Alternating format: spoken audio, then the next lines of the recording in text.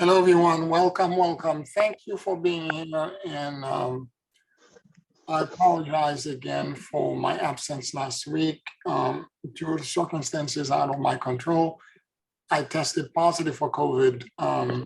I felt it on Friday before, and on Saturday when I tested, it came back positive. And but all in all, for all of the symptoms and pain, fever, headache, and everything that everyone is complaining about, what I had was not even a minor cold. Okay, I was testing positive, but it was just a dry cough that would show up only sometime, and it would be 3 or 4 coughs, but it felt like fire or sandpaper. There's no phlegm, nothing, no chest congestion, no body ache, none of that stuff. I didn't have it.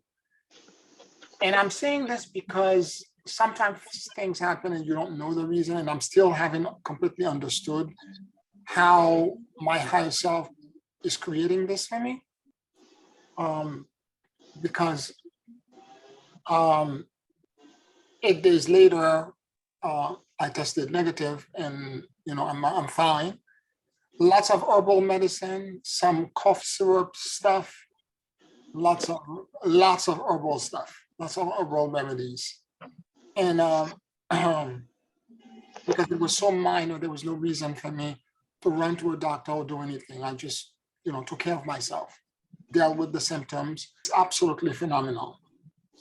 Within 3 days, 2 cups of tea, one in the morning, one in the evening, it was done. Anyway, that was my experience. Of course, I went and got all the tests. I went to the lab and had, to verify that the home kit test that I was doing, that it was followed up by a more thorough test to know exactly where I was. Anyway, let's move on. I'm in a better place today, and I'm very glad to be back to my normal self, to be able to teach. Couldn't really speak when I had the dry cough last week. So I just want to share that I'm very grateful to have you back with me again. Today, I want to talk to you about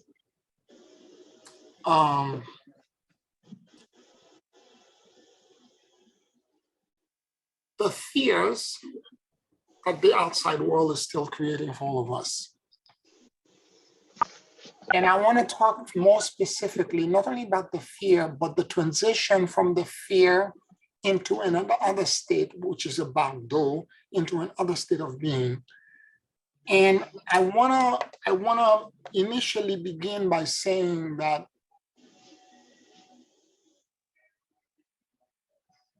bagdo, that transition that takes you into a state of disempowerment to the 4, 5, 6, 7D version of ourselves, that transition, that bridge is being presented to us with very specific frequencies, and there are 3 of them: truth, authenticity, and transparency. And the way it works is that since we're in 3D and we're imperfect human beings, these energies are coming from the galactic core, Deus ex machina, and they blend with our physical bodies, and they begin to connect to us in a way that is so personal and so deep that they create customized crises. They begin to expose in us the way in which we may not be completely in alignment with our own inner truth. We are all masters of self-deceit. We lie to ourselves all the time. And when the energy of truth comes in your life, it begins to expose and show you who you are, what you are, and where you're going or not going. If you're stuck on a glue trap repeating the same pattern, it begins to show you the pattern. If you are derailed and you're moving somewhere else and you're not in alignment, it begins to show you your derailment. Wherever you are, that energy of truth will show you how it appears, how it shows up in you. It's completely customized. Right? So your experience of these three frequencies or these three higher virtues is not going to be mine, because my idiosyncrasy is the way I cascaded down from source. The experiences I had are unique to me. Your experiences are going to be unique to you. So these frequencies are going to come in and customize in a very specific way for you. This is why there is no padded kind of like book answer for or response. This is what you should do if you're experiencing this, that, or the other. You have to go in and you have to do the deep shadow inner work to kind of isolate how that energy of truth is touching you and what it is exposing for you and what is showing up in the mixture of that frequency of truth with your own imperfect self. And whatever happens, you have to figure out what is the weakness in your spiritual psychology that has caused you to believe whatever false belief you're holding in the 3D to be true. And by the way, that energy of truth will reveal multiple things. Sometimes it's a fear, as in the past when I dealt with this, the fear that I had was all that came up for me was about me trying to control everything. Okay, always trying to control because the world is so scary. I'm trying to figure out a way to hold the rein to make sure that I am safe and I'm in control. What has been exposed for me, particularly with this experience right now with COVID, is that it has exposed for me a fear of being destitute and homeless. I know it's crazy, but that's what's showing up emotionally for me. A fear that if I'm incapacitated and I can do for me anything else, where am I going to go? What's going to happen to me? I'm going to lose everything and I'm going to be destitute and homeless. And this is the way it showed up for me. And again, as I said, there's a reason as to why these things happen to us. They begin to expose deeper fear that were deep, deep in the inner recess of my consciousness. I didn't know it was there, but it's there. And this is what's showing up. It gives me extreme vulnerability, extreme vulnerability. If I don't work, I don't make any money. I don't have I don't have a savings. I don't have any of that. The backup that, I cashed out my 401k long ago to work on the retreat center. I don't have a backup. I don't have anything. So if I'm incapacitated and I can't do, what's going to happen to me? Where am I going to go? And so this is what the opportunity that this exposed for me. And this is what I'm working on right now to shift my awareness and my consciousness into surrendering it into my higher power and to release it and to realize that it is a fear. And that fear is, again, still connected to the survival, but it's a deeper version that I didn't know was there. That fear of being homeless, I didn't realize was present. Okay, and I'm still moving through it. I'm not completely out of it. I'm still moving through it. I'm still feeling when you get caught in these emotional turbulence, it's like you're inside a bubble. I can be intellectually frontal lobe, cerebral cortex. I can begin to analyze it and begin to understand it, but it doesn't mean that I have completely processed all of the feelings and subsidiary emotions and tributary sensations, perceptions, gifts that are connected to this. And this is what's showing up for me at this moment. So every event that occurs to you, every situation, everything that happened for a reason. There was an opportunity, there was something, like Lord Buddha was saying, life is suffering, but all suffering comes from wrong perception. So whatever happened to me, although minor, but I was incapacitated in terms of working, because it's not that I was sick and I could not speak. It's just that because of the experience and the disease, I got foggy brain, meaning that I although I could talk and respond and everything else, I found that I was extremely sleepy and that I couldn't, and my frontal lobe thinking and even my intuitive abilities were extremely on slow motion. They were all in slow motion. And so that's why I canceled everything. And I was like, I need some breather, I need some space. And in the process of doing this, it exposed this to me that I didn't know was there.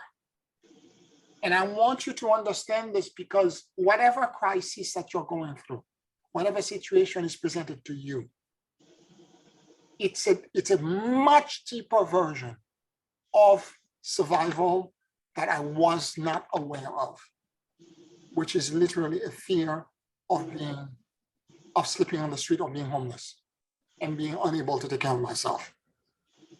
And I didn't know this was present, but it's there. And I remember one time ago that I don't know who I was talking to, and we were talking about this homeless person on the street, one of my friends. And I remember him saying, my friend Robert, I remember him saying, by the grace of God, this is not me. And I now understood much better what he was trying to say. Because it could be a blink of an eye and you find yourself in a strange situation. And God knows there are lots of people out there, because of the financial situation in the world, that have found themselves destitute, that are unable to take care of themselves, that are unable to pay their bills, that are finding themselves homeless. And I somebody in our group on WhatsApp had an experience where she was, for 4 months, she was homeless. She just found an apartment, everything is beginning to look up for her, and she's rebuilding, regaining her. But it could have been me. Okay? And there is that fear that if something happened to you, you lose your job, you lose, you begin to worry that you are going to get into a state where you won't be able, you're going to be destitute, and you're going to lose everything. If you have a house, the house is going to be gone. You're going to be destitute and you're going to be homeless. So I'm acknowledging this, and this gave me the opportunity to go deep in that and realize that there is a fear there that's connected directly to this. And that fear, and again, this is the light of truth that begins to blend in to reveal these things. And again, it's truth, authenticity, and transparency. And when they work together, they are a powerful bridge, or I call them the purifiers. They are powerful purifiers because they run and mix with our energy grid, and they begin to reveal all the things inside of us that is causing us to have those kind of strange and unusual reactions and experiences that are connected to what's happening in our life right now. And it's not that these things are going to happen, but this is the way you're feeling at this moment. And that feeling is a teaching module. That feeling that you're experiencing is a way for you to learn something about your deepest fear, your greatest fear. And the moment you begin to unpack it and you begin to realize it, it allows you to find your way out of it. Remember, the discomfort is your friend. So the moment you're feeling uncomfortable about something, go into the discomfort, lean into it.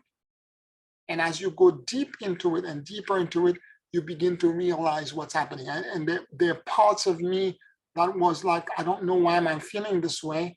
And I don't know what did I do, what did I not do to have this feeling inside of me. And as I went in deeper and deeper and deeper, I began to realize, again, the vulnerability That's the exact word. The vulnerability that I felt during those past few days, how vulnerable I felt. That at some point, I may lose everything, and then I'm on the street.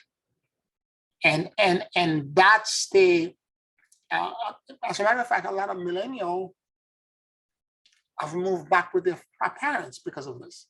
Again, things are getting more expensive. There's food shortages. There's a supply chain problem. There are all kinds of things. And around the pipes, things may not look so good.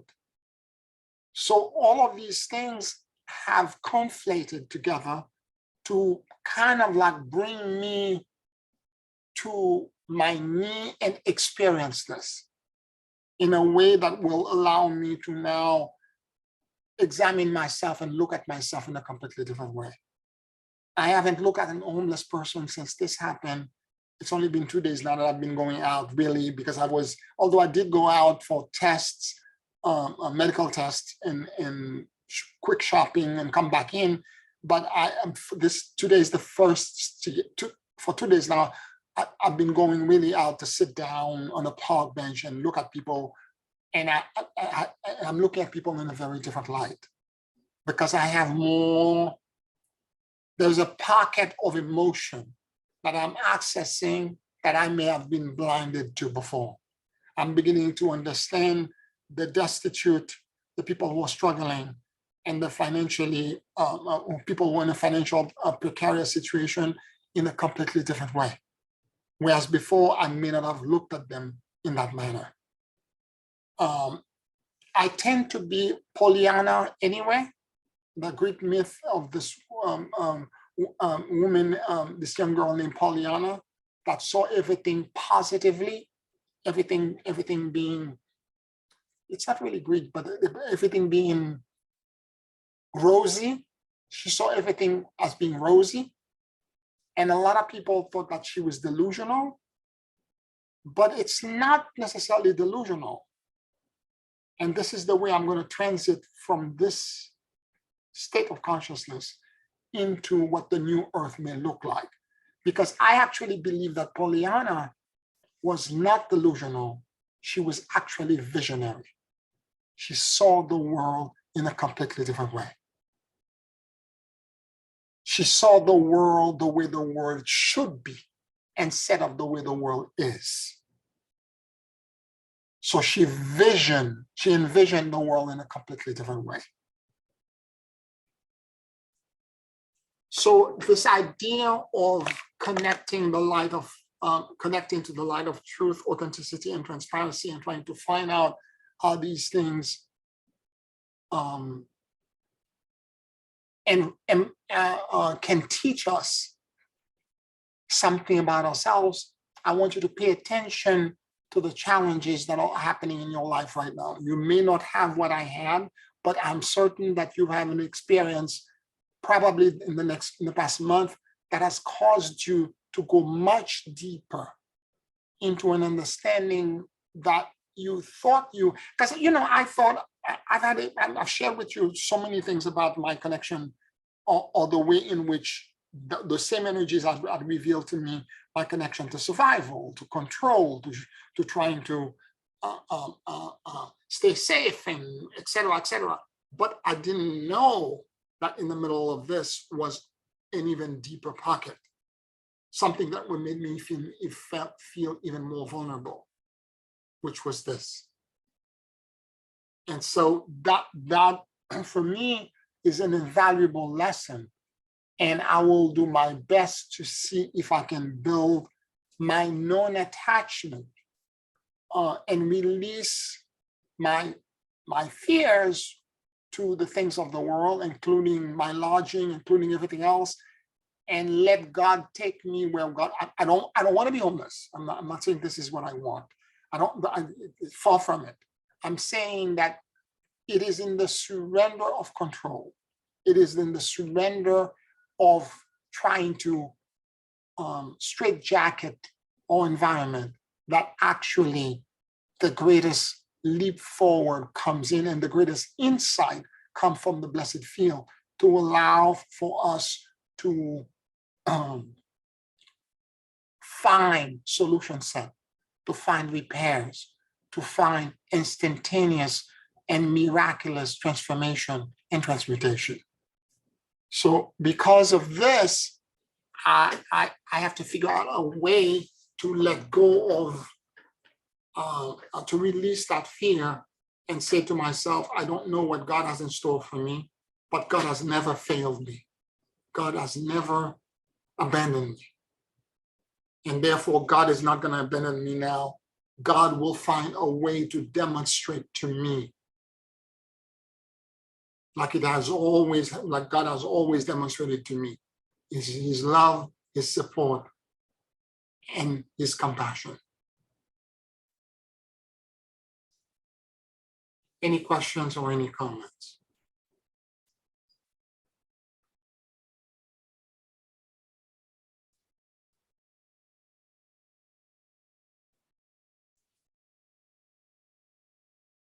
I want you to remember this.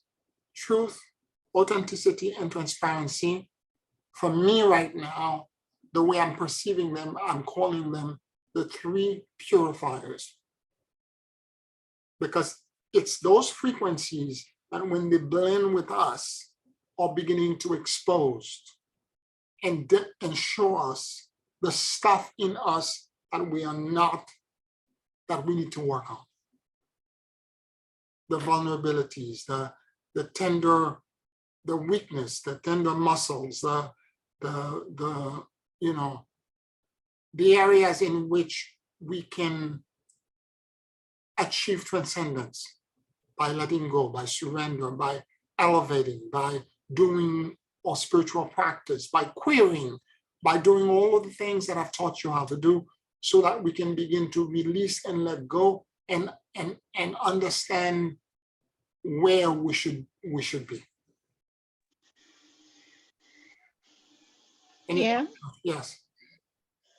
I also think that those 3 things, they are really major, but also what can be a purifier is the fact that sometimes we go to a challenge and isolation that is telling you to stand still, and what it is that you're going to come out of when you do stand still and you have the challenge in front of you. And it's almost, it's like an opportunity. It's an opportunity to grow, but it's, to me, it's also a purifier. If you get the lesson, if you get it, it's also a purifier. Because I believe also, I keep on saying, the fact that you were tested positive for the COVID, it was also a journey for you to go into where, you know what I mean?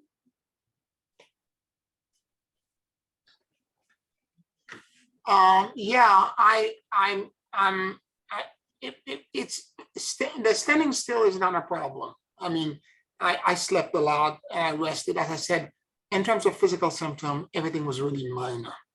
I've had colds that were worse than that. I feel very blessed. I'm not saying this, I'm not saying this to brag or to feel like I'm superior to anyone else. This is not why I'm saying this. I'm just stating facts. I'm just stating facts, and I'm just saying this was my experience. But again, the opportunity for me, or from an emotional standpoint, is that within a few days I began to have that experience. I began to have this fear that I'm going to lose everything. Okay, and it just showed up. Okay. And that in itself was unexpected, and it was part of and it demonstrated a lot of things for me. It demonstrated also in my life, I need to prepare myself financially better.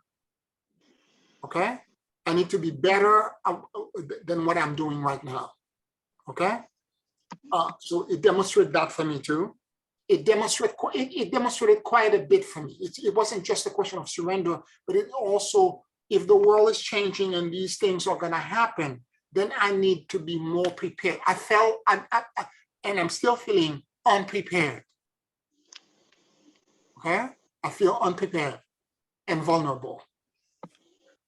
Okay. Okay, and that was again a pocket of experience that I was not expecting would come up for me because of this. And it's a gift. I'm not going against it. I think it's a great thing, and it brought my consciousness into something that I was not, because like many people, I work from paycheck from one gig to another. Okay, and I'm realizing I have to figure out a different way to earn income and to make sure that I have more cushion in the event that I have to be laid out for 2 months or a month, and I can do this without having to worry about where things are going to come from. You see what I'm saying? Yes. And so that's the part that I because I've always been healthy, and when you're always healthy and you're always going around and you don't even think about these things. It wasn't until that happened that all of a sudden I'm like, oh my God, again, that feeling actually showed up for me. Which is a good part, which is very good. That's what I'm saying, that because you weren't mingling with people, in other words, this what just happened, it put you, it's not a stillness, whereas a stillness or listening to God, but you went within, Yeah. And okay, so that we're saying the same thing. So no. What I'm saying is that I live a sedentary life anyway. I don't go out. I don't mix with people. I don't socialize. I'm like a monk. Okay, so my life is very sedentary anyway. So I don't, being with my own self and being alone and in my own company doesn't scare me. I've been doing this my entire life, so that's not a part that scares me at all. And that part was no different for me, but it was deeper. It was not just being alone and not having, because I'm in a small apartment. It wasn't just that. It went deeper, because all of a sudden it was like, what would happen if you were to be sick for 2 months? Yeah.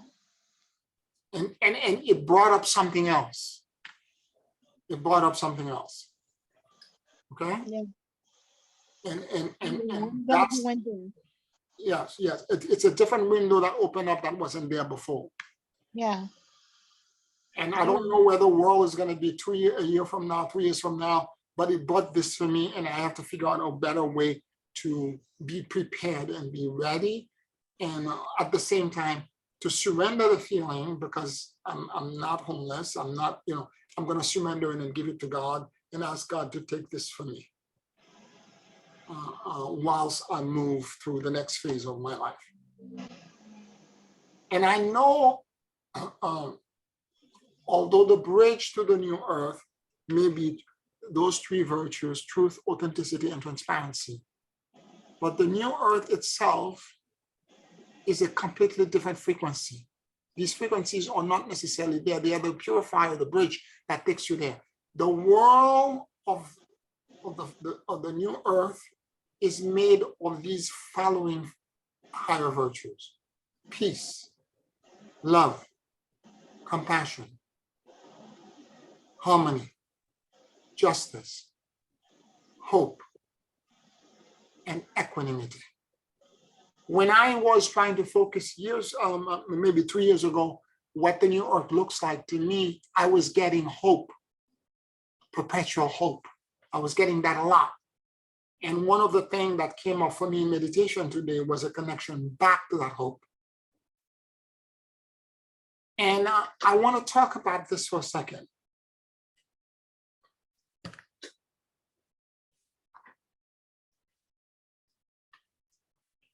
When you're in despair and you're in fear and you are completely afraid, your light is completely dim, and therefore you have no hope. Hope is a powerful, powerful, and brilliant fire. And when it is burning, it attracts to you all kinds of things. And literally, and I know this because of my experience when I connect to hope in the past, I know what it does to me.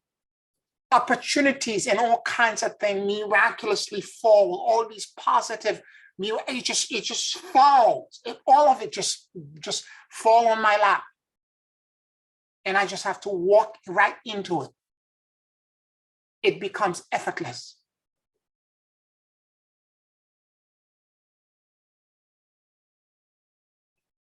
So when I'm thinking about, so there is the bridge, but beyond the bridge, that landscape where there is peace, there's love, there is equanimity, there is hope. When you stand in the certainty of hope,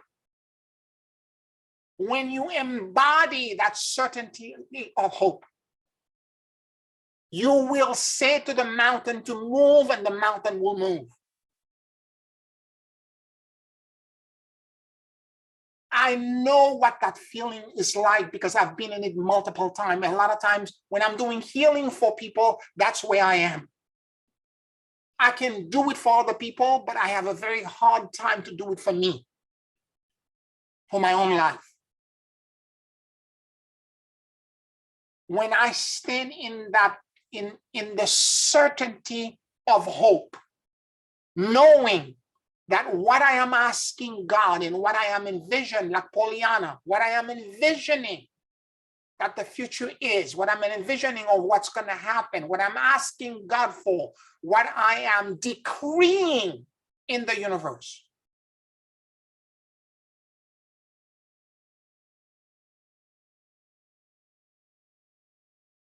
I am decreeing it with such certainty and complete knowing that it is, not that it will be, but that it is.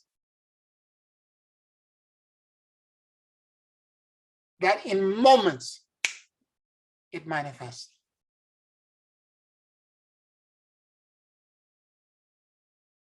In the most impossible and miraculous way. I have way too many examples of this that I've experienced already, and I've shared so many of them with you. I could write a book just on that alone. What I'm trying to say to you is this: when it's unfortunate that I don't remain in that space long enough. When I am in that space, sometimes it's for a half hour, sometimes it's for the whole day, sometimes it's for 2 or 3 days, and after that, I dip into the fear, the despair, and my light, that beacon begin to diminish. But when I am in that state, I am invincible. And all the goodness, all the benevolence, all the kindness in the world, I am blessed by them. And everything in my life is like I have the Midas touch. Everything in my life is golden. Everything in my life is miraculous. Everything in my life is magic.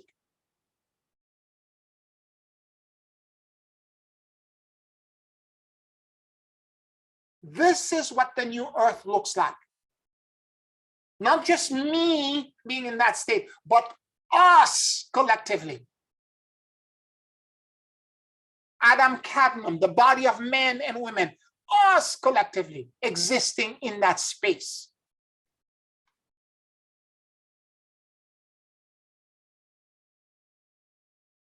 in a miraculous, in a instantaneously repairing and transmuting environment, a creative furnace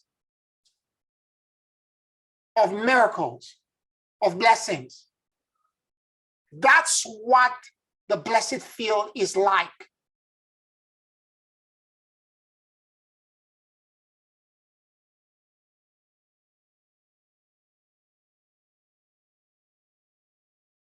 But in order for me to get there, I have to let go of the fears. And in order for me to let go of the fear, you cannot let go of something you're trying to suppress. That's the first thing you have to get out of your head. If you're holding it back and you're pushing it back because it doesn't feel good, and you're trying to push it down and you're trying to hide it behind your back, you cannot let go of it. For you to let go of it, you have to grab it and examine it and look at it and then throw it out. You have to identify it and know exactly what it is. This is why you have to query and you have to go into the discomfort. So the first step is to completely own the discomfort, own the fear, own whatever it is, and go deep into it.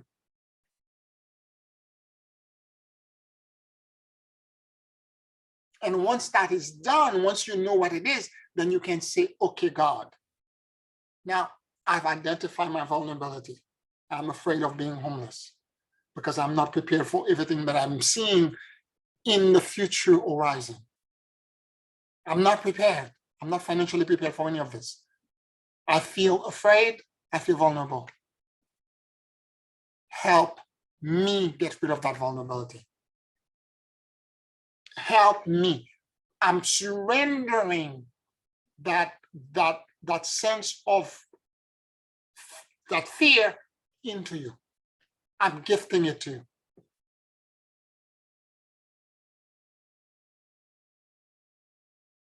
I release it completely and I surrender it.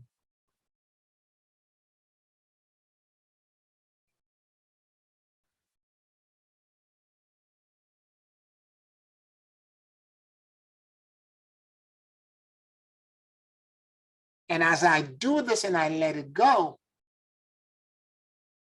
then once you release it completely,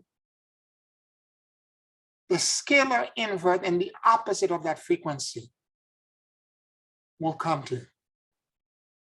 And this is where the sense of instantaneous and miraculous change, transformation, and more importantly, hope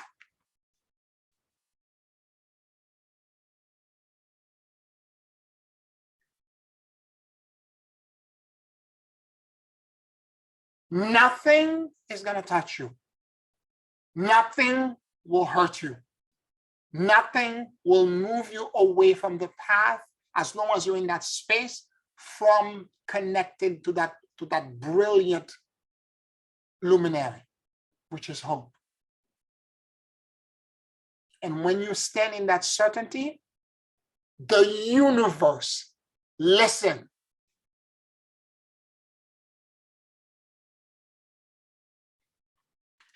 I am going back to my standard, one of my best all-time movie, which is the Lord of the Ring, and Galadriel, the Lady of the Light,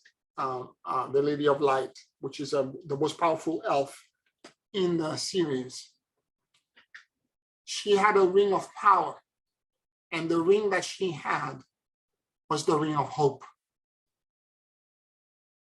And she was the only one that was able to cast Sauron, the Dark One, from when Sauron was trying to invade, and she fought with him and she cast him out. And I remember she said, "You have no power here, Sauron.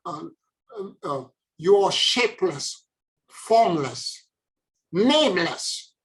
Go back into the shadow from whence you came." And she cast him out. Light radiated from her and she cast him out.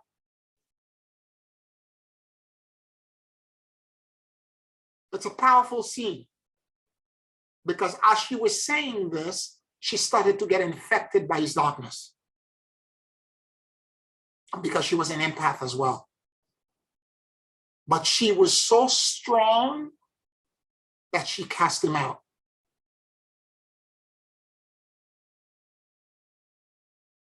Now, the struggle between Galadriel and Sauron is not just between light and dark, but that battle is happening internally in us. The seesaw where we go into despair and fear, and we go back into the light and the love and the hope, the certainty, and we keep going back and forth. That struggle is happening in us.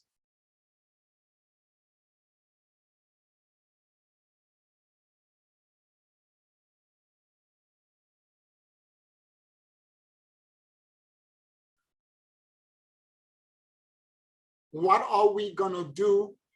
Are we going to be Galadriel, or are we going to allow the enemy, as they called him in the series? Are we going to allow him, or the Dark One, to win over?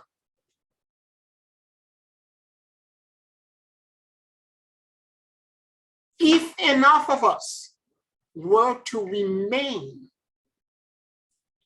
50% of our time in that state of certainty of hope,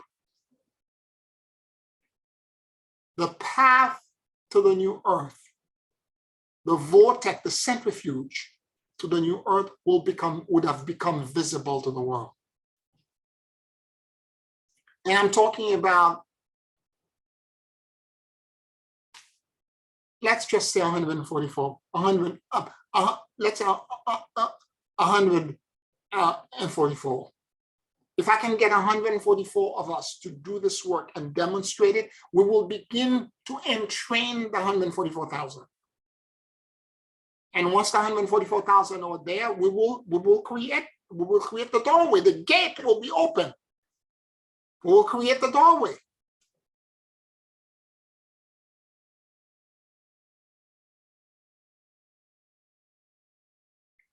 What state, I'm asking you now, you don't have to answer me, it's a rhetorical question. What state of consciousness are you in right now? Are you in the despair? And it's not a judgment. I'm trying to help you identify where you are in the process. It's not a question of good or bad or morality, but it's where are you in the process right now? Are you now, like I was a week ago, in the despair and the fear and realizing there is a deeper issue that you're dealing with? Or are you, like I have done now for the past 2 days, beginning to shift the process and trying to move on the other side and going toward the path of Galadriel, the Lily of Light, and begin to bring the hope, because she is the complete embodiment of hope.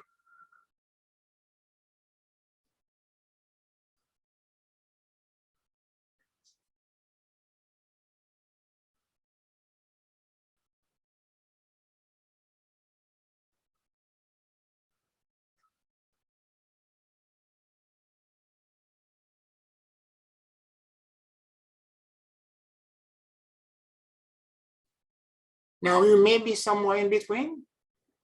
Like all of us, we go like seesaw, we go back and forth. One day we're this, one day next day we're that. Sometimes you feel like a nut, sometimes you're not, you know, you just keep going back and forth. It's okay, it's okay.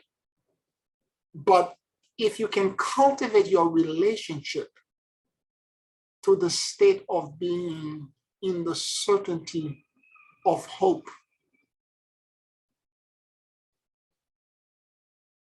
cultivate your relationship to hope as a virtue.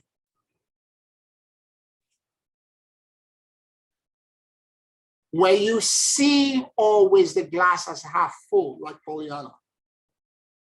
But more to the point, you don't just see it as half full, you know it to be half full, through and through. You know it as transforming. It's not just to see it and as a kind of weak kind of thing. Or I'd rather look at it this way. I'd rather see it this way because the world is so dark, and it's an intellectual thing. You have to, in the blessed field, when you surrender, when you go in, you have to know it in every fiber of your being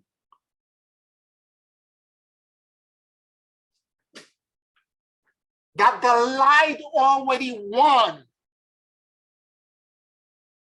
We're just trying to remember how we did it. The light already won. The new earth is already embodied. We're already there. We're just trying to remember how we proceeded from disempowerment into that state. And it will take many like me, like you, to be in that certainty to shift everything around.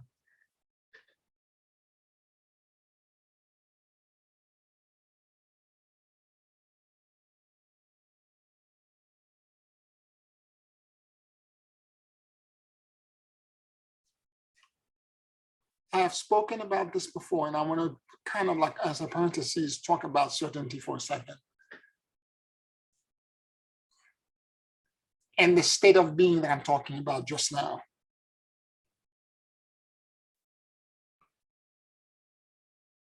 In the Kabbalah, the story of the passage of the Red Sea is a very different story from what you're reading in the Bible. The Bible talk about the fact that Pharaoh was after the Israelite. They were at the edge of the Red Sea. And the column of fire that was holding Pharaoh back was diminishing, and they knew that Pharaoh was going to get to them. And Moses asked God for help, and God said to Moses, extend your staff. And Moses rose his staff, and when he rose it, the water separated, and the Israelite passed through, and Pharaoh followed, and the water engulfed Pharaoh once the Israelite was safe. The Kabbalah said this is not what happened. During the night, while the column of fire was diminishing, Moses knew. Because when he connected during the day with God, God said to him, responded back to him, jump in the water. And he responded to the people of Israel, God told me to jump in the water. And many of the Israelites that were there were not pure blood. Okay, the best way to describe this, there were only 600,000 Israelites that were slaves in Egypt. Although he had 3 million people with him, the rest of the people are other slaves who saw a lot of miracle, who went with Moses. And this is the group that is often referred to in the Bible as the mixed multitude. They are not of the faith. They don't have the same training. They are not capable of doing it. They're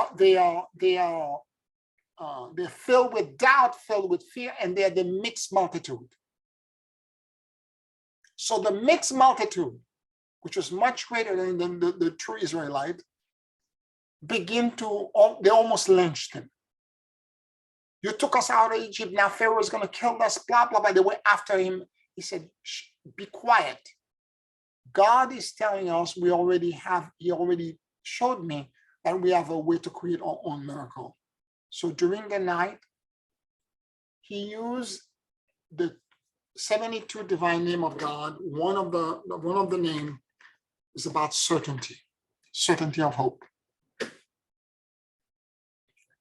And he used that divine name, which is 3 Hebrew letters, to put everyone into a trance, 2 million people. He spent the whole night working on this. And they sat in silence and they all went into this trance. And as the sun rose on the Dead Sea, and the water was lapping the beach, a young man named Makshoni got up, felt inspired to get up, teenager, and begin to move into the water. And as the water got into his knees, he was in the certainty of hope.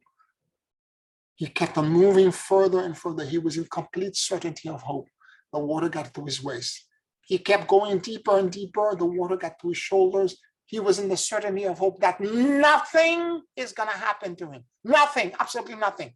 He kept on going deeper, and the water got to his chin, around his mouth. He was in the certainty of hope, and the water started getting into his mouth. The water separated. Now understand, it wasn't just Makshoni. Makshoni was the precipitating point. It was the collective certainty of 3 million people.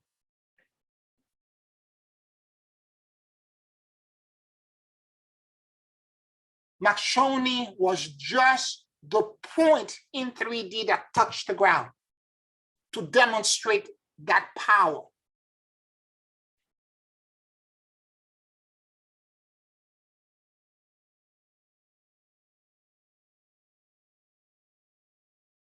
I want you to understand this clearly,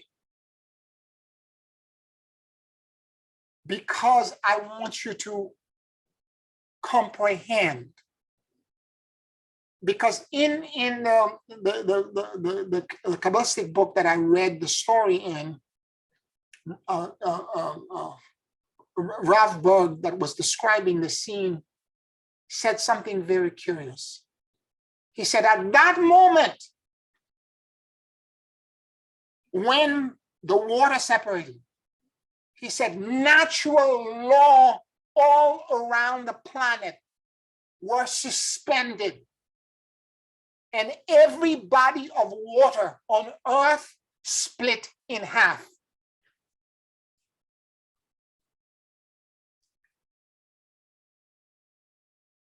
Because it turns out that natural law, physical law, laws of physics, obey consciousness. Because the physical law of the universe are all illusion. And what is really in the essence of being, eternal and perpetual, is consciousness.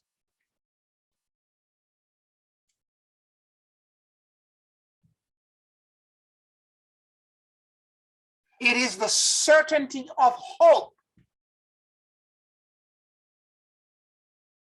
And all Makshoni was doing while he was going in the water was thinking of one thing and one thing alone. I will find safe passage. He didn't know how the miracle was going to happen. He didn't get into the detail. He didn't think in his head intellectually, I want the water to separate to the left and to the right. He didn't know how it was going to happen. All he wanted, give me safe passage.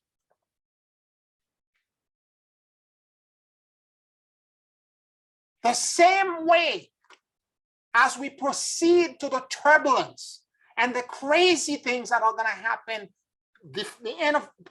from now till the end of the year or next year or the next 2 or 3 years, we have to stay in that state of certainty of hope, thinking of only one thing: give me safe passage.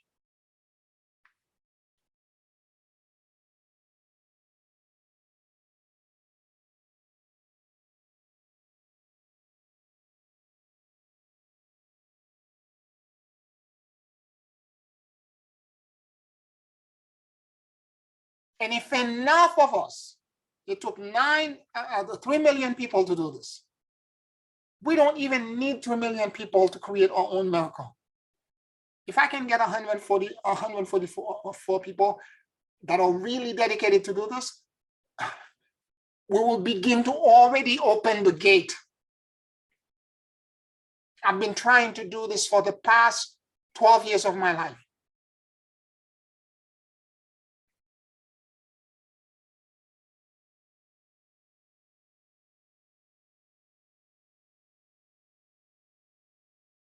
Again, Rav Berg said it, and it's an amazing paragraph.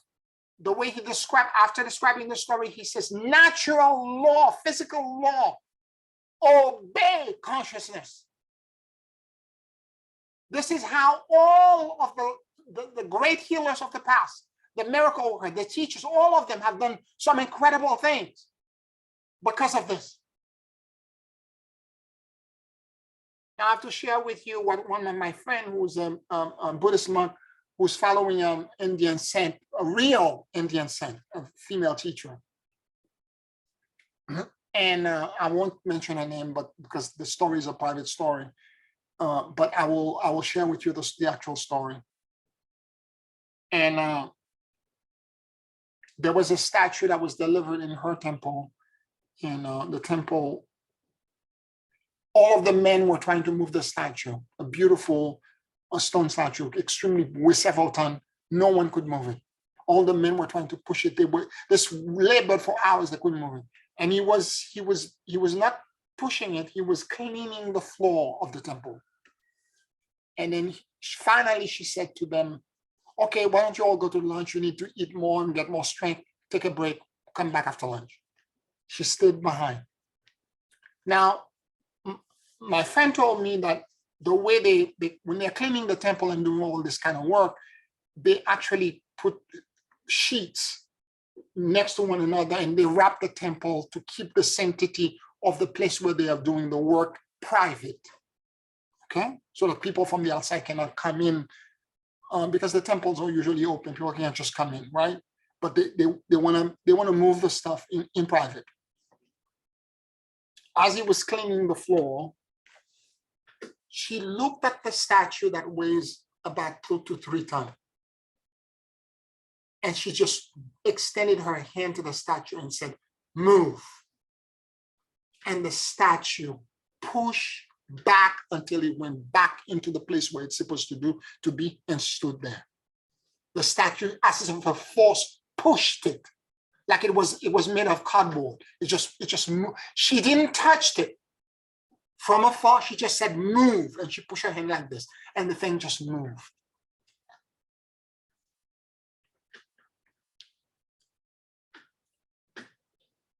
This is certainty of hope. This is somebody that's truly embodying and understand that consciousness overrule physical law.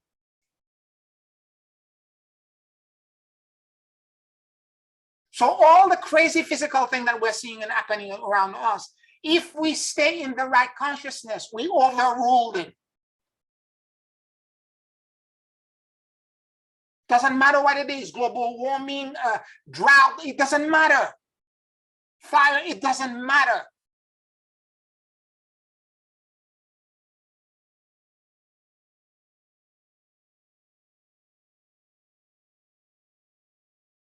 But here is the issue.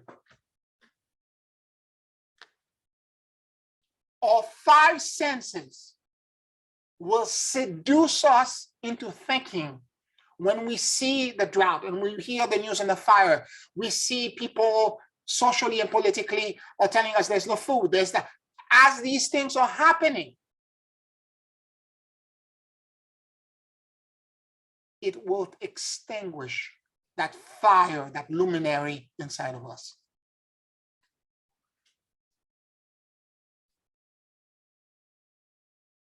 And we have to find a way to fan the flame and let it ignite back inside of us. That's the challenge.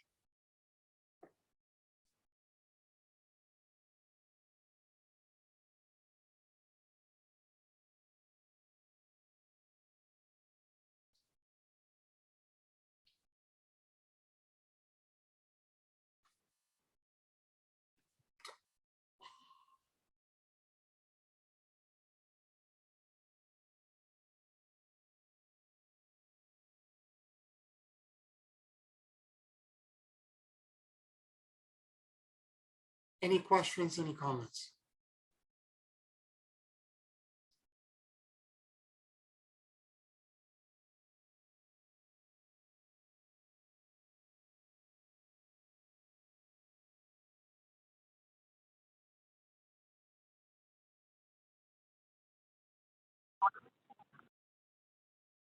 Okay, not so much a question as a comment, because each one of us has something that we must overcome ourselves. With you, you had at COVID, which brought forth a fear within you, and that you were able to push that away for the victory that you had.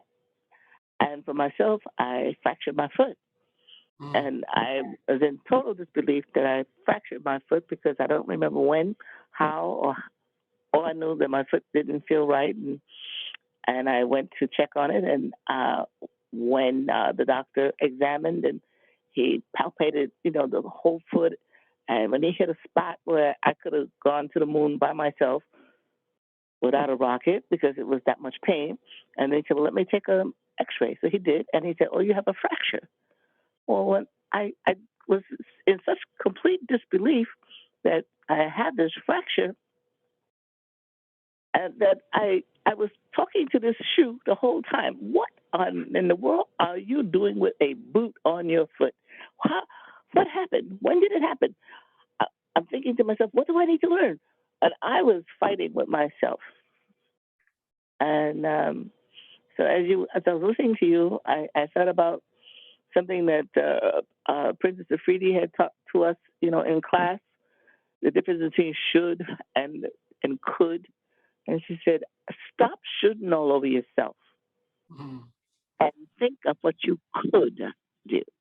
mm, So when you were talking, her whole talk just came back to me that when we get to that point of crisis, what you should do and what you could do, your consciousness is the difference between which one you choose.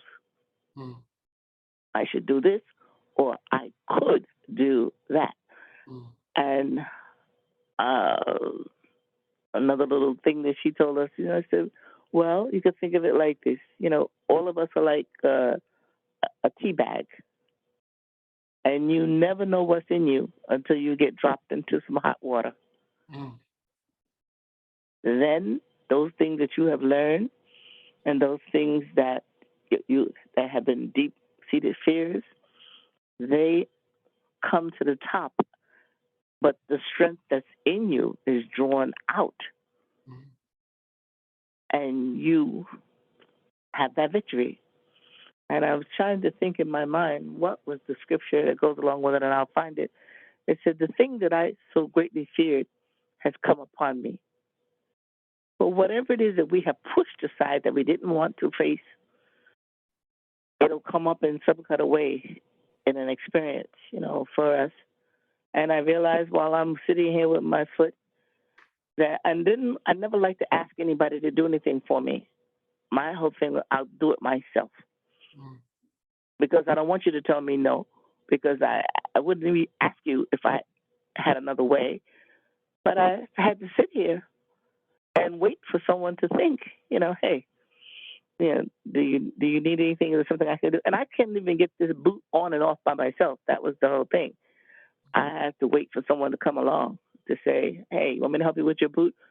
I'm in the house with other people, but sometimes they're not in the same room. I may get myself situated in one chair, and I got everything I think I need. And then I look across, and the very thing I wanted is out of my reach. mm, And now I have to start all over again to try and get that thing that I need or wait for someone to come along or whatever. And so I'm learning to be more patient with myself and listen more to the things I have to say to myself. If this was somebody else that I was caring for or talking to or needed encouragement, what would I say to that person? Because I often can do more and do better for someone else than I can do for myself. So I'm starting to take my own counsel mm, because when that voice of wisdom speaks within me, that's that consciousness.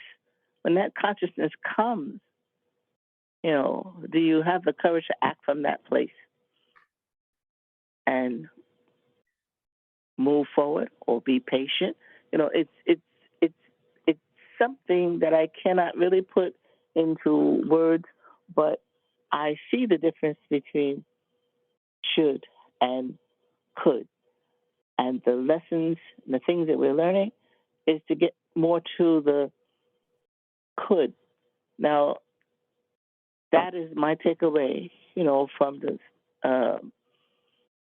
situation that even the Israelites faced. He said, you should jump into the water. But they could not until their consciousness came to the point where they could act in unison and do this for this great, energy to work for them. So it's it was a beautiful example. And as we move from one degree of grace to another, our consciousness does expand.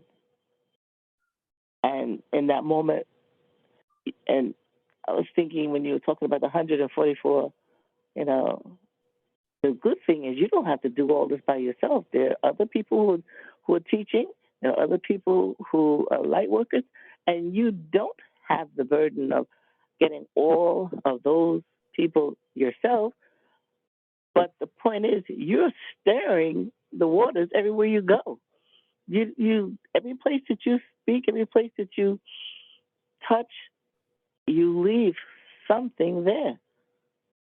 And like when you talk about when you're sitting on that park bench, I bet you the week that you were not out, someone noticed that hey, that guy that usually sits over here is not here. Mm. You know, and your presence was missed. And they thought, like, oh, where is this person? He always has such a serene, serenity around him.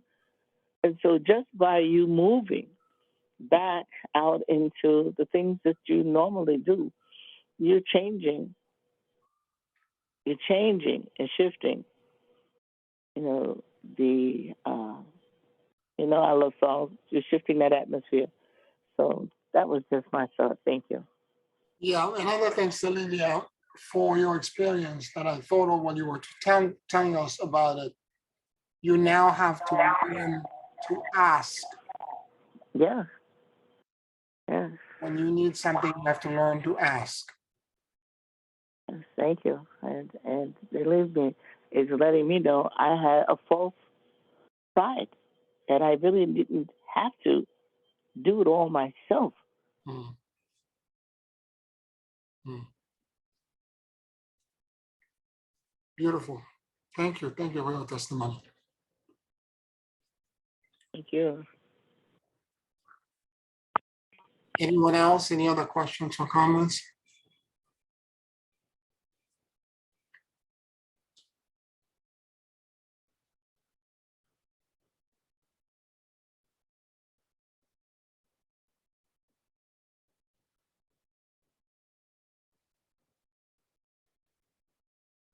All right, this seems an appropriate time for us to pause. Why don't we take a 5-minute break and then we'll do a closing meditation on the back end.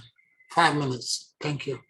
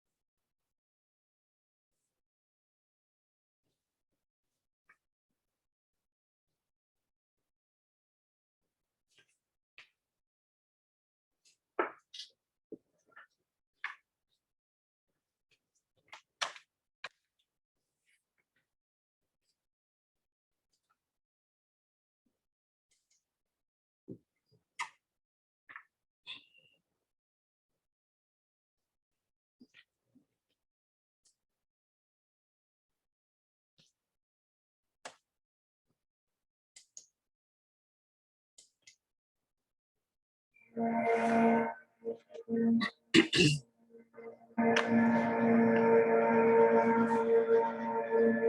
a very deep and slow breath.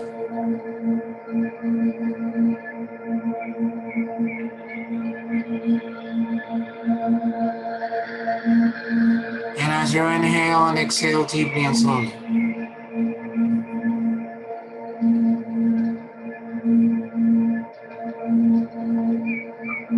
allow the universal life force that permeates everything to enter into your lungs.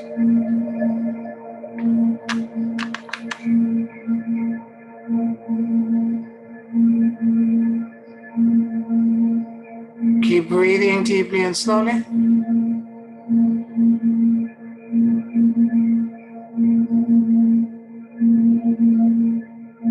And let your soul and your awareness drop in the middle of your chest.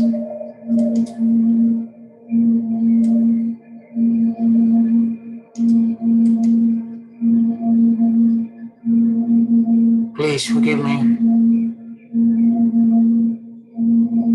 I love you. And I let go.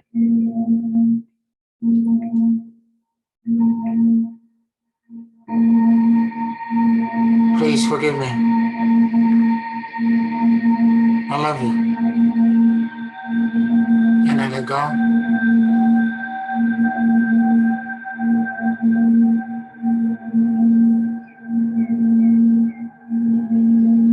Please forgive me.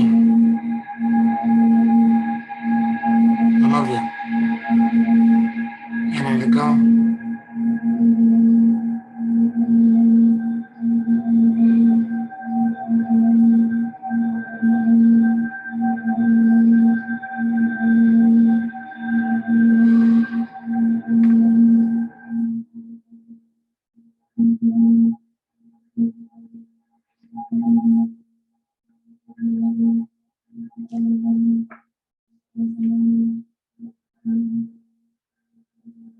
Let your heart and your mind sync with each other.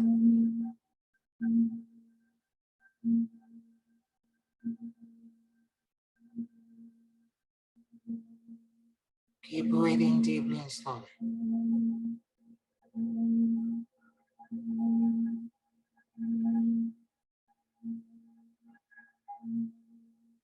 Become aware of the expansion, elevation,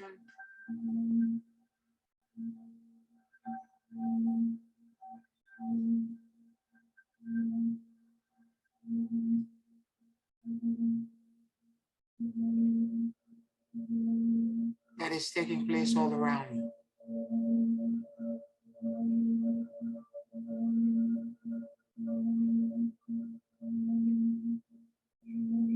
Keep breathing deeply and slowly.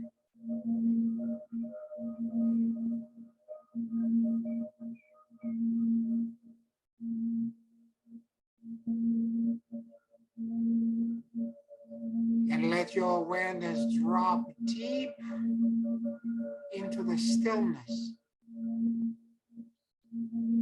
and the rest of your heart.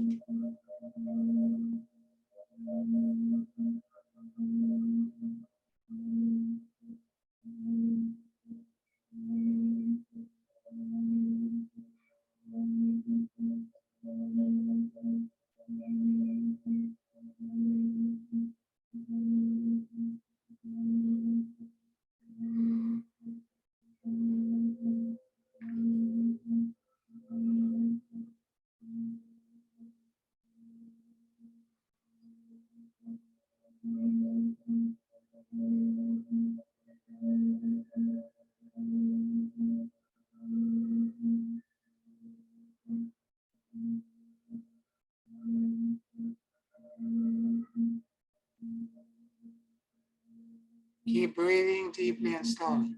And realize that you can perceive 360 degrees all around.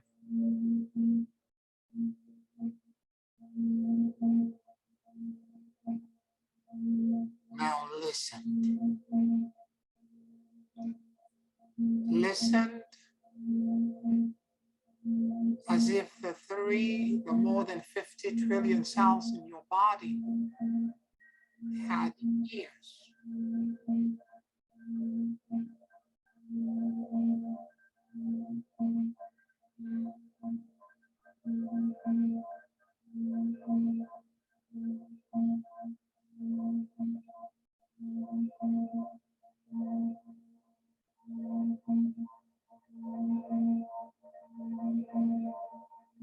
Now pay attention to all of the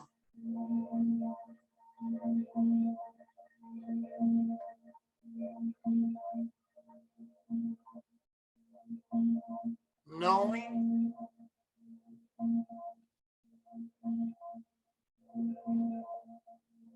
the emerging awarenesses that are moving about you.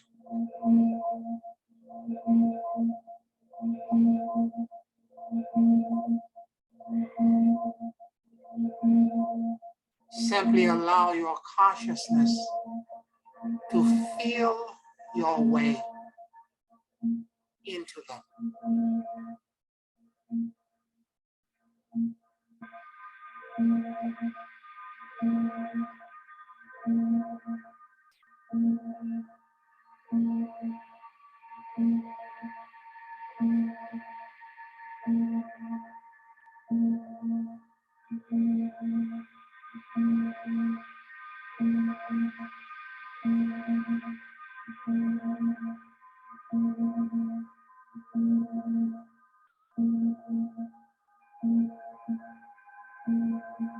Keep breathing deeply and slowly.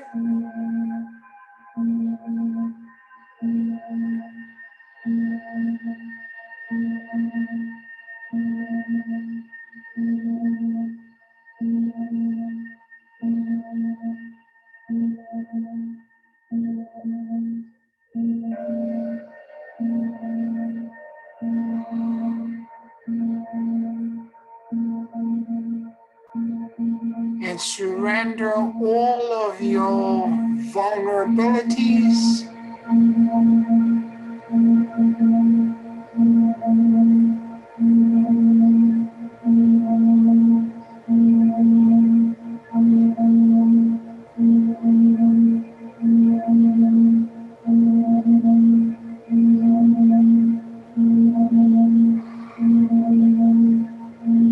your fears,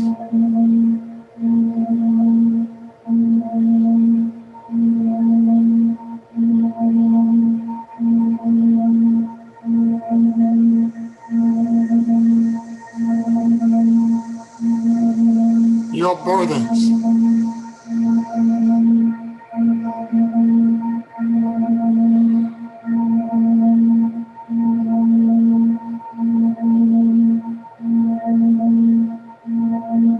Into infinity times infinity.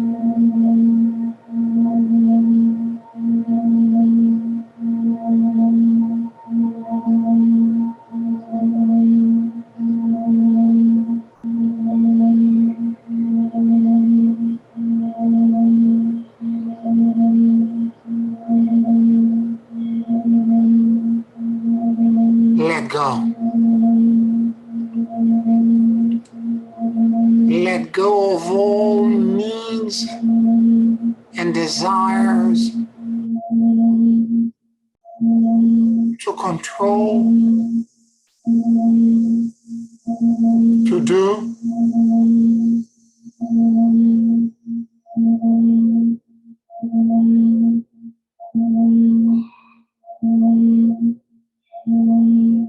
or to fix.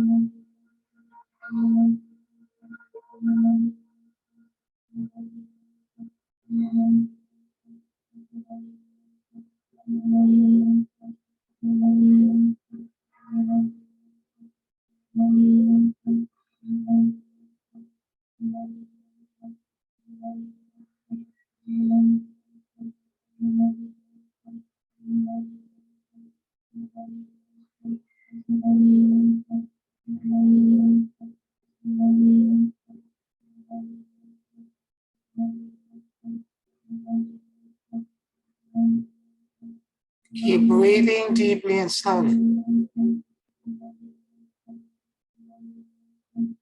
And let go of all of the suppressed, repressed vulnerabilities, fears, despair, and disempowerment.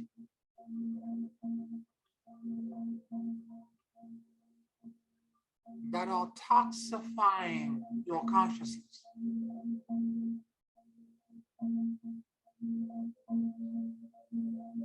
In being out of alignment.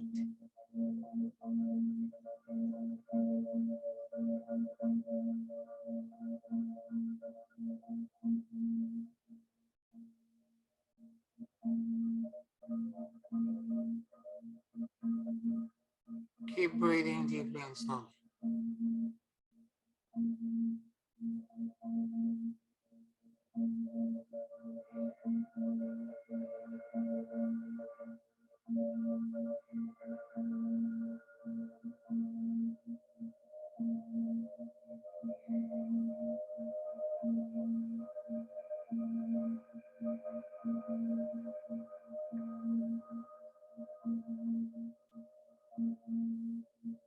I release all attachments, fears, and control.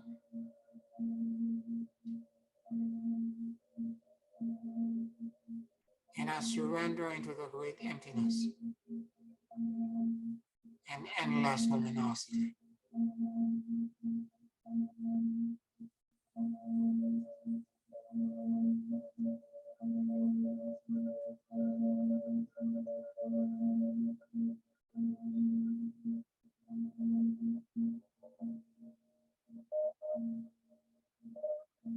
I release all attachments, fears, and control.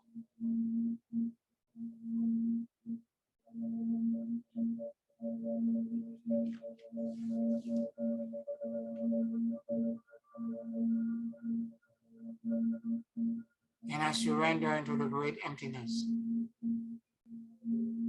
and endless luminosity.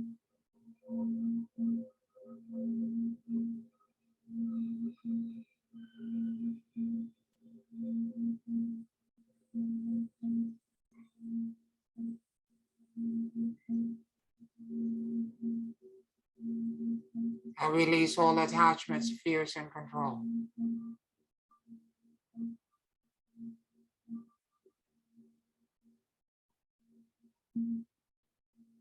And I surrender into the great emptiness and endless luminosity.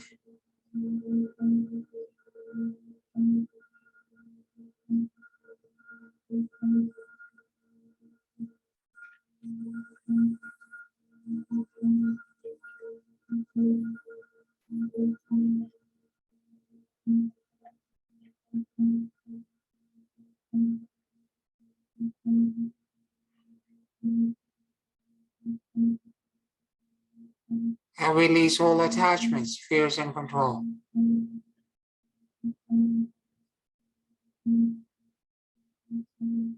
And I surrender into the great emptiness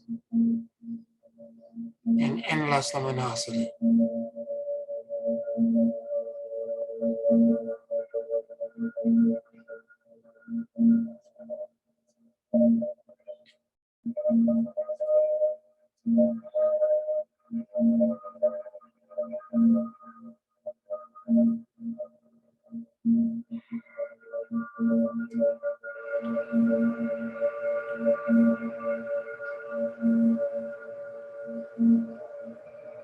I release all attachments, fears, and control.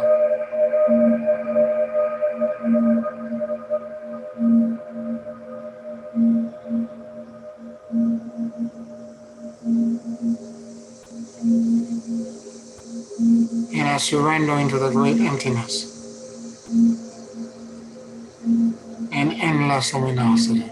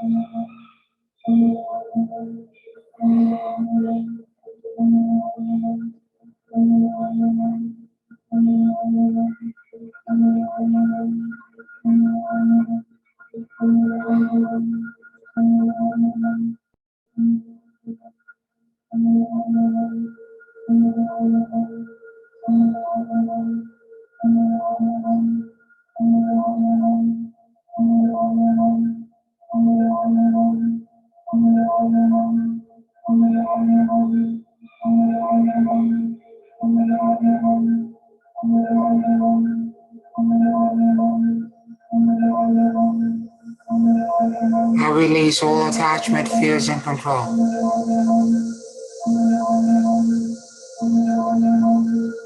And I surrender into the great emptiness and endless luminosity.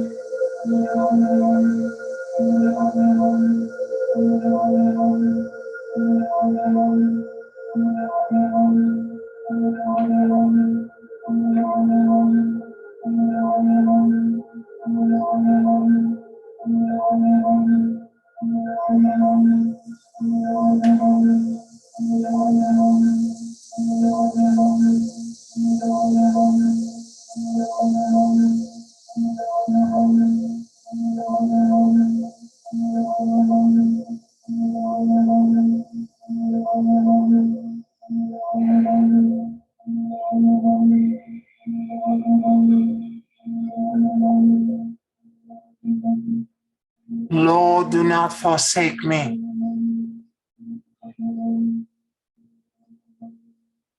In the turbulence and the chaos of the world.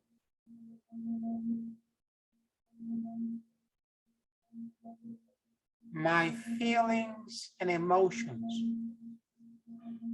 are being agitated by events, circumstances, and turbulent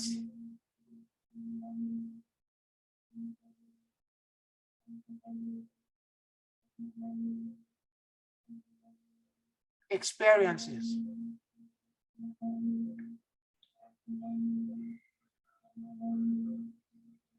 That are confusing my alignment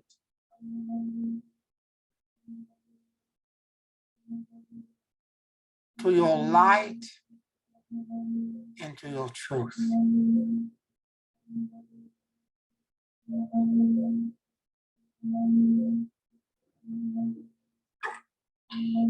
Help me remember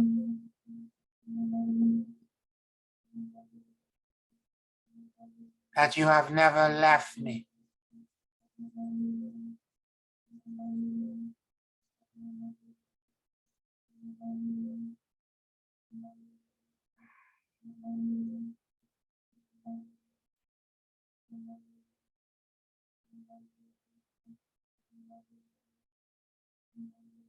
I now rest and surrender all of these burdens, fears, despair,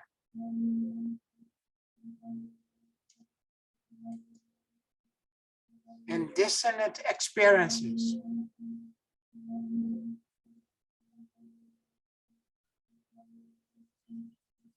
at your feet.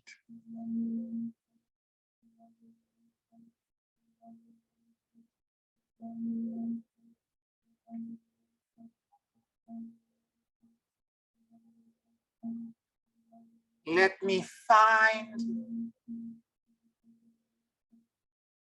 a complete surrender and release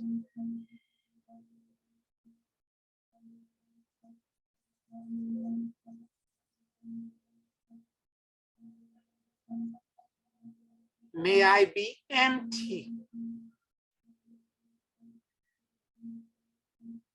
of all attachments.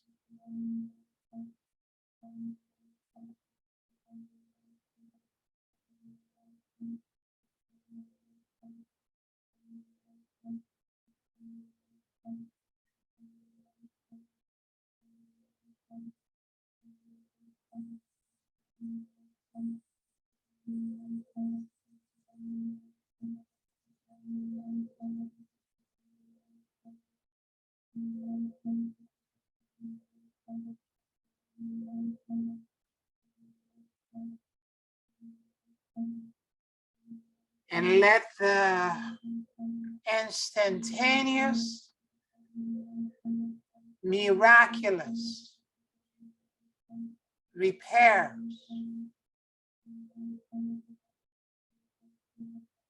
blessings, and benevolence of you, O Lord, my benefactor,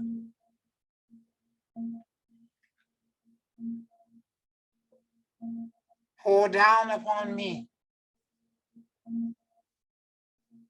like a cascade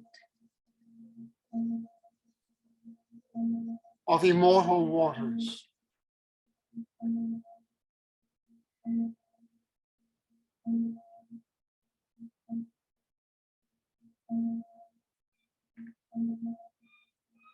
Quench my thirst,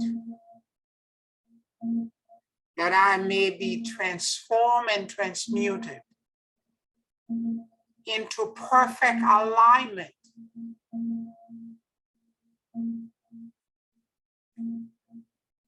with your hope. And may I reside in the certainty of that hope.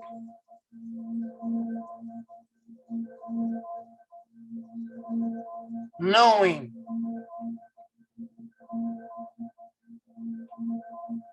that I am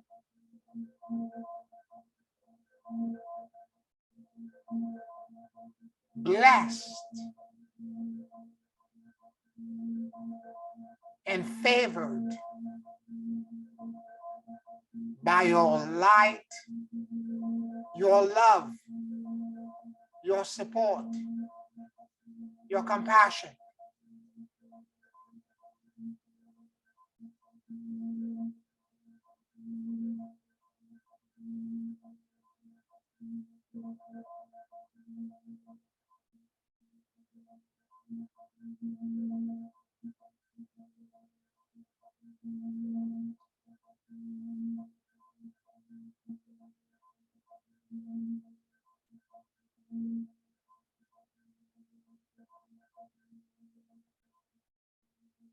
I am the gift.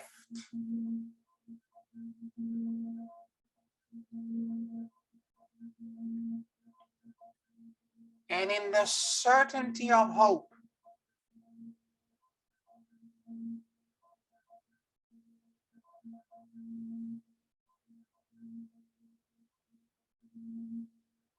I stand fast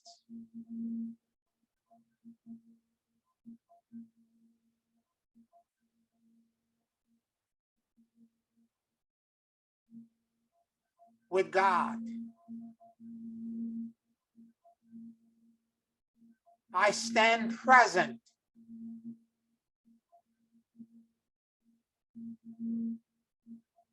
in the new earth.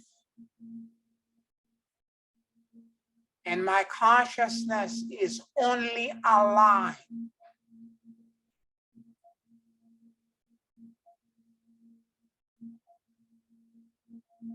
to miraculous, transformational, and instantaneously repairing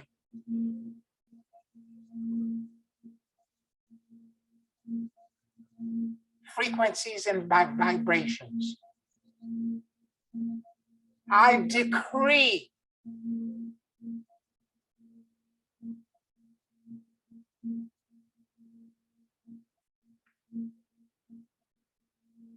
my peace, my love,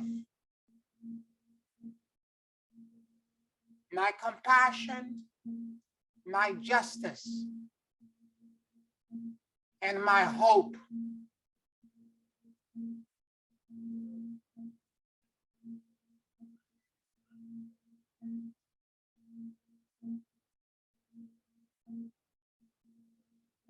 To the world.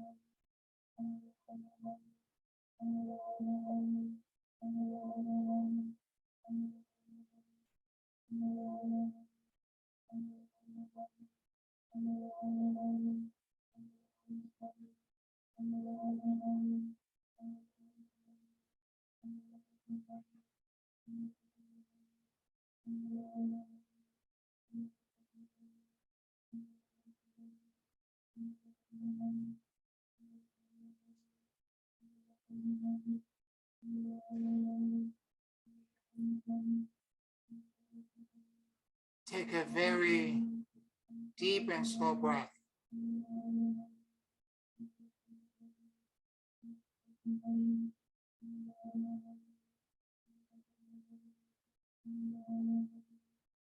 And whenever you feel ready,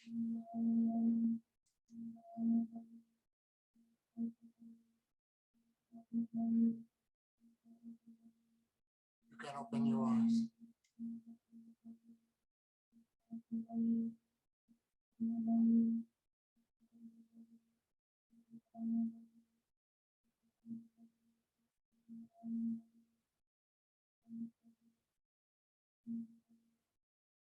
Thank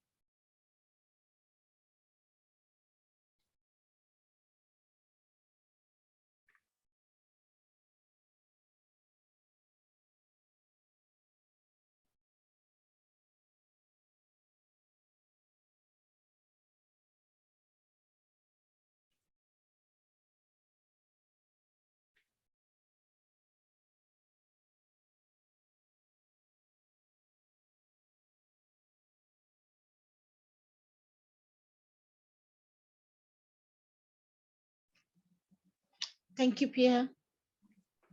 You're welcome. You're welcome.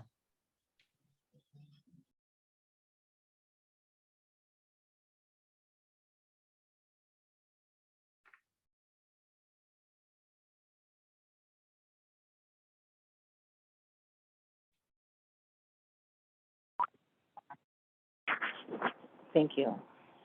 You're welcome. You're welcome. How the rest of you doing?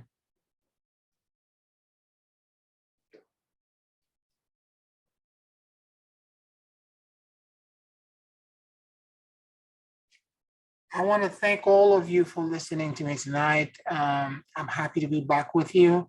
To my Patreon supporters, thank you for being with me. To all of you listening to me on YouTube, give this a like and of course subscribe to the channel to improve the algorithm. I look forward to seeing you next week. Deep love, deep compassion, and remember, remain in the certainty of hope. Thank you. Good night. All right.